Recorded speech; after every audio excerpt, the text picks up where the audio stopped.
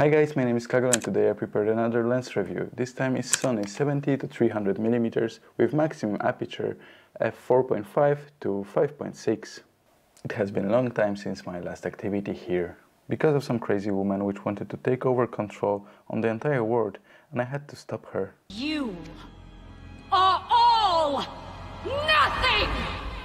It's still not 100% safe, but it's much better right now, and I'm not the only one who tried to prevent her expansion. So finally I have some extra time to post something here. Let's start with measurements.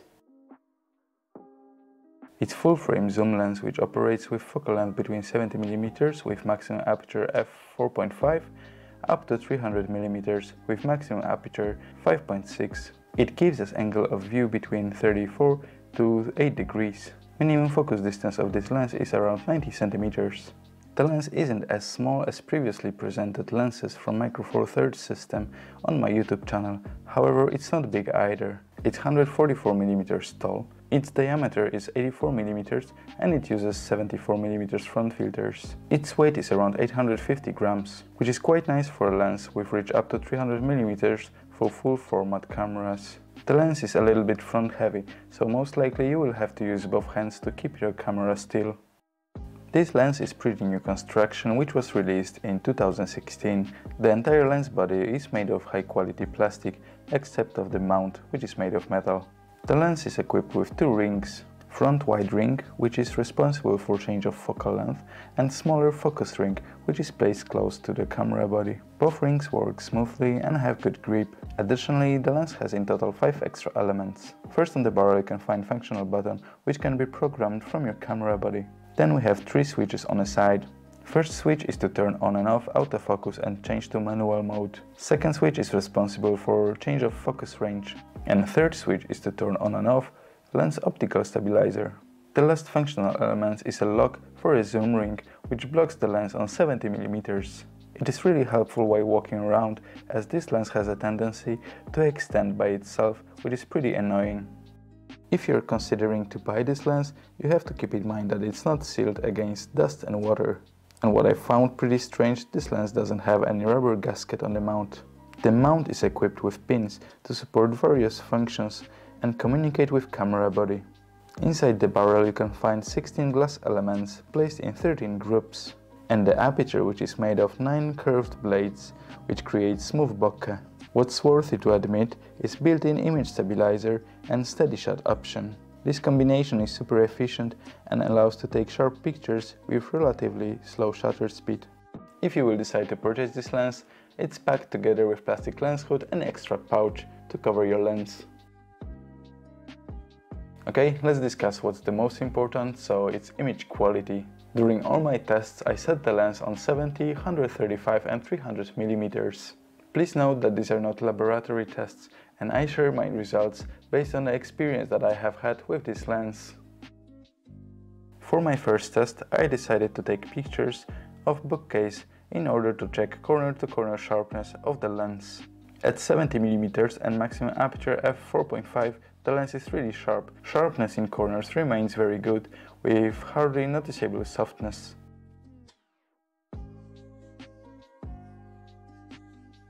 Its performance remains very good while closing down the aperture up to f8. The entire image is sharp including corners.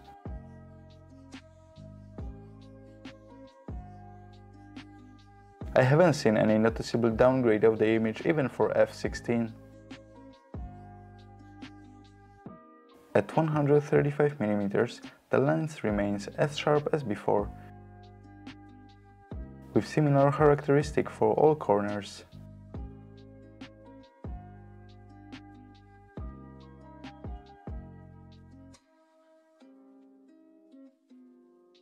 For 300mm the lens is already very sharp for maximum aperture f5.6 including huge amount of details and remains sharp in all corners. For this focal length the image has quite shallow depth of field even for f5.6. All images for various aperture keep very good corner-to-corner sharpness. Also the lens controls aberrations very well and I haven't observed any on my images. It's time for second test. The test on a grid was performed for the same focal length and aperture values. The Sony lens suffers from corner vignetting for brightest apertures up to f8 and all focal lengths, what you can observe on these images. However, it can be easily corrected in post-production.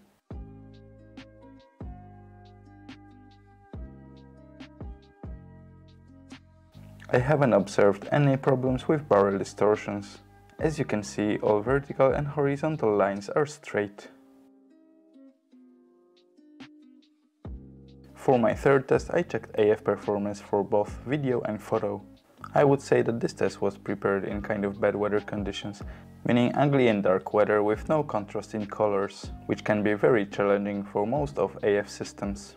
At this test, I asked Victoria to run towards the camera, and I was taking pictures in burst mode for focal length of 70, 135 and 300 mm.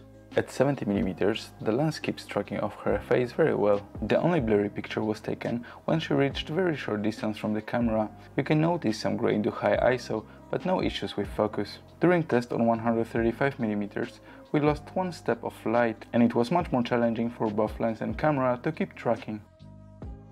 However, it went pretty well. The camera missed only about 2 shots, and most of images are acceptably sharp. What's the most important? The camera was able to keep tracking of her face. At 300 mm, the camera slightly missed about 50% of shots, and it had problems to follow Victoria's face when she was getting closer and closer to the camera.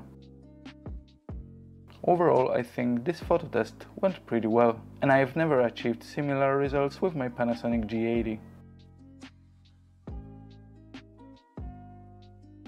I made exactly the same test recording video in 4K with 25 frames per second. Results are pretty amazing. My Sony A7III together with this lens is able to keep focus on the object very well. I think that's one of the reasons why Sony E-mount mirrorless system becomes super popular. First of all, main and the best thing about this lens is autofocus. It's super quick and totally silent. Another thing that I really like about this lens are all these buttons, which are very well placed and they are super useful. Another big plus for this lens is built-in optical stabilizer, which helps a lot, especially in low light when you want to take a picture handheld and you have to slow down your shutter speed. Another plus is the fact that this lens is pretty small, and I think you can easily compare it to G Master 24 to 70 mm. Normally, lenses with similar capabilities for full format cameras used to be much bigger and heavier. Another good thing about this lens is the fact that it's not that expensive like most of the G and G Master series from Sony. This lens costs around 1,100 euro in Europe. Another great thing about this lens is the fact that it's very sharp and has very good corner-to-corner sharpness for all apertures up to f16. For most of the pictures you've seen in this video, I tested this lens together with my Sony A7RIII, which has 42 megapixel sensor. Such a high-resolution sensors like this one are pretty demanding for all lenses and really define their sharpness. What I also like about this lens is its zooming ring. You have to rotate it for 90 degrees to change the focal length from 70 to 300 mm. In my opinion, it's super quick and easy to use. It's time for minuses, and as the first thing I have to say about slow maximum aperture, which means that we will have to increase our ISO significantly to achieve proper shutter speed. Second thing is lack of weather resistance. It's like, come on Sony, it's G series, really? I think that adding extra rubber gasket on the mount is really not a big thing on the production, and it can help tremendously to protect not only your lens but also the camera from water and dust. I also had some issues with focus ring from time to time, although the fact that it's nicely made and has nice grip, it's a little bit too tiny. So if your hands are bigger than mine or you plan to use gloves while shooting, you may have some issues while changing focus manually. And the last minor minus about this lens is this lens hood. In my opinion, it's a little bit too large. When it's attached backwards to the lens, there is no way to change the focal length. Especially if you're a wildlife shooter, very often you just want to catch the camera, adjust focal length quickly and shoot, and you don't really bother about your lens hood. And here there is no option, you always have to remove it and place correctly before change of focal length. After pros and cons, it's time for my own opinion about the lens. For last couple of months I have been looking for some telephoto zoom lens for my Sony A7 bodies. I was really excited when I get this lens for test from my colleague. In general, I'm quite impressed how this lens performs, especially that I saw various reviews and people often say that this lens doesn't handle high-resolution cameras. I think it's a solid lens with very good image quality, optical stabilizer, and in addition it's quite small and lightweight in comparison to other lenses with similar capabilities. I really like extra features which this lens offers, like additional switches and button on the side. All of these things make this lens nice and easy to use. In addition, it's pretty well priced, which is very good value for the money. For the entire time when I have been shooting with this lens, I was thinking if I would buy it for myself, and well, I'm not pretty sure about it, and let me tell why. The main thing for me is that the focal length of 70 to 300 mm is not good enough for wildlife, and at the same time this lens is not fast enough for sports. To take a picture of fast-moving object, there is a high demand for bright maximum aperture like f2.8 in order to have shutter speed as short as possible to freeze an action, while keeping ISO on relatively low value to get the best possible image quality. If it comes to wildlife, my preferred focal length values are around 400-600 mm. So my main problem is I really don't know where to use this lens. It is sharp, it has nice colors, and it has great extra features, but it's too slow for sports and too short for wildlife. During nice weather conditions, this lens should be good enough. However, I'm living in Norway and it's winter period, so it's not easy to catch any bright days for photo shooting. I think the problem that I described is not only the issue of this lens. I think it will be pretty similar for 70 to 200 mm lens f4 from Sony and 100 to 400 proposition from Sigma and Sony. I think in this case for shooting sport, I would rather sacrifice a little bit of focal length and get brighter option from Tamron with maximum aperture f2.8. And if it comes to wildlife, I would definitely look for something around 200 to 600 mm. However, I don't know if you agree with my opinion or not. Definitely let me know down in the comments what's your opinion about this subject. The thing that I really don't like about this lens is the fact that it doesn't have any rubber gasket. In my opinion, lens which cost over 1000 euros supposed to have it, especially that it protects your camera as well. That's it for today. If you found this video helpful and useful, let me know down in comments and definitely leave some likes and subscribe my channel. That's it for today. Thanks for watching and see you next time.